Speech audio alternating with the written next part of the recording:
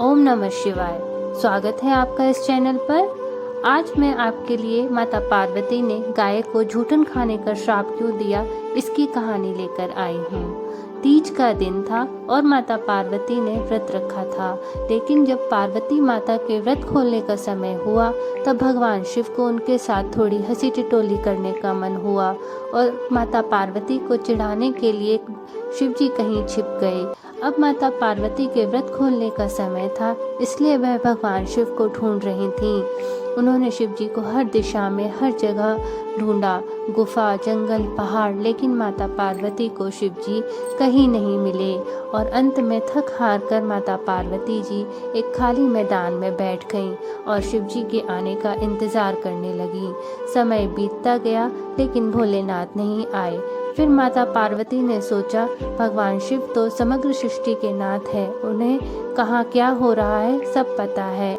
यही सोचकर माता पार्वती ने एक मिट्टी का शिवलिंग बनाया और उसकी पूजा करने लगीं। और जैसा कि पार्वती माता ने सोचा था वैसे ही भगवान शिव यह सब कुछ अदृश्य होकर देख रहे थे और मन ही मन मुस्कुरा रहे थे। और जैसे ही माता पार्वती की पूजा संपन्न हुई, शिव जी वहाँ प्रकट हुए और माता पार्वती को चिढ़ाते हुए बोले, देवी आपने तो अकेले ही पूजा कर ली, आप मेरी प्रतीक्षा के लिए भी नहीं रुकी, ऐसा क्यों? तब पार्वती जी ने कहा, हे प्रभु, मैंने तो आपका बहुत इंतजार किया, लेकिन सूर्यास्त हो चुका था और रात होने वाली थी, इसलिए मैंने शिवलिंग बनाकर आपकी पूजा कर ली और अपना व्रत संपूर्ण किया। यह बात सुनकर शिव जी ने फिर ठिठोली करते हुए कहा, मैं तुम्हारी बात पर विश्वास कैसे कर लूं?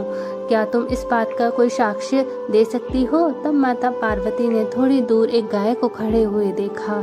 तब माता पार्वती ने कहा, ये गाय मेरी पूजा की साक्षी है, आप इन्हीं से पूछ लीजिए।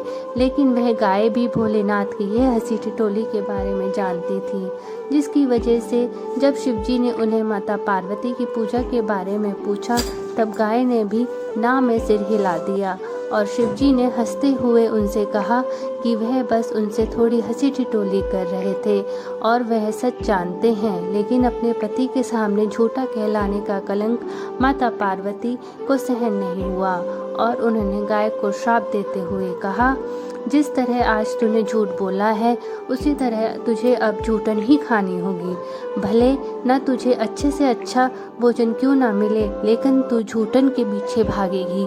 यह सुनकर गौ माता बहुत ही दुखी हो गई और तब भगवान शिव जी ने माता पार्वती को बताया कि उस गाय ने मेरे कहने पर ही झूठ बोला था और उसका इसमें कोई दोष नहीं है। यह बात सुनकर माता पार्वती को अपने श्राप पर बहुत दुख हुआ और उन्होंने गौ माता को यह आशीर्वाद भी दिया कि वह दिव्य जन्मा है और उनके सभी गुण जैसे के हैं वैसे ही रहेंगे, लेकिन उनका दिया गया श्राप अब नहीं टल सकता।